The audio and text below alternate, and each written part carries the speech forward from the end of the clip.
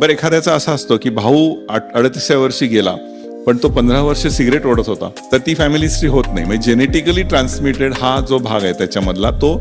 आता पुढचे 2 प्रश्न एकमेकाशी निगडीत आहेत. हृदयविकाराचा आजार किंवा हृदयविकाराच्या झटक्यासाठी काही रिस्क फॅक्टर्स हे नोन आहेत, म्हणजे कोणाला येण्याची शक्यता जास्त हे आपल्या सगळ्यांना माहिती आहे. ते मी फक्त सांगतो थोडक्यात. एक म्हणजे फॅमिली हिस्ट्री किंवा स्ट्रॉंग फॅमिली हिस्ट्री असेल, आजोबांना आला होता, वडिलांना, काकांना, तर येण्याची शक्यता खूप जास्त आहे. आणि दुसऱ्या काही गोष्टी ज्या आपल्याला माहिती आहेत की स्थूलपणा, वजन जास्त असणे, धूम्रपान, वाढलेलं cholesterol, blood pressure, diabetes. Blood pressure आणि डायबेटीसवर खूपच प्रश्न आहेत. आरामाची जीवनशैली आणि ताणतणाव सुद्धा, म्हणजे एक्सेसिव्ह स्ट्रेस.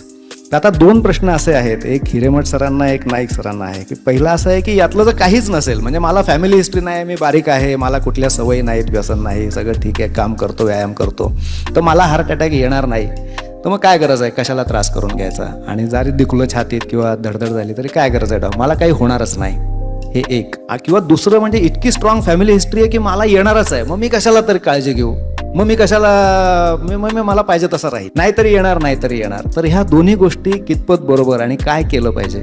दुसरा प्रश्न पहिल्यांदा की फॅमिली हिस्ट्री म्हणजे फर्स्ट डिग्री रिलेटिव्ह मध्ये आई वडील भाऊ बहीण यांच्यामधलीच हिस्ट्री महत्वाची असते.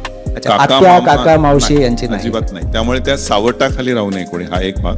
आणि 55 वर्ष वयाच्या आत जर समजा माझ्या वडिलांना 72व्या वर्षी हार्ट अटॅक आला, तर ती फॅमिली हिस्ट्री होत नाही.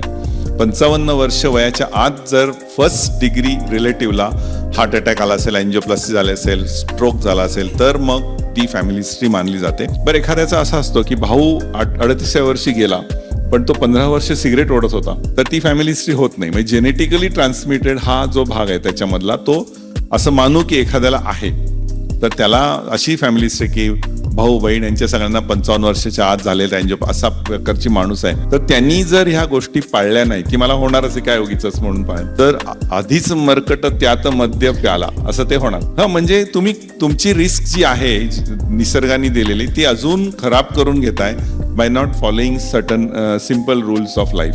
ज्यांना अजिबात हिस्ट्री नाहीये, असं एकदम सगळं नॉर्मल आहे, असे लोकांच्या 10% लोकांमध्ये म्हणजे त्यांची रिस्क कमी असते, पण त्यांना हार्ट अटॅक तरी सुद्धा येऊ शकतो. रहदारीच्या नियमांसारखं आहे, ते नियम सगळ्यांनी पाळायलाच पाहिजे. जर नियम पाळले तर तुमच्या वाहनाला ऍक्सिडेंट व्हायचा धोका कमी आहे. जर नियम तुम्ही उजव्या बाजूनीच गाडी चालवायला लागला तर तुम्हाला ऍक्सिडेंट होणार आहे. त्यामुळे त्रास असो वा नसो, वय लहान असो वा मोठं असो, तुम्ही भले श्रीमंत असाल, एकदम गरीब असाल, सगळ्यांना हृदयाच्या स्वास्थ्याचे नियम सेम आहेत आणि ते सगळ्यांनी स्वच्छतेने पाळले पाहिजे. आणि प्रतिबंधात्मक उपाय हे आधीपासून योजले पाहिजे. कारण असं म्हणतात की छत्री घेऊन निघालं तर पाऊस पडत नाही. तसं नसतं. पाऊस पडला नाही तरी चालेल, पण छत्री घेऊन छत्री घेऊनच जायची.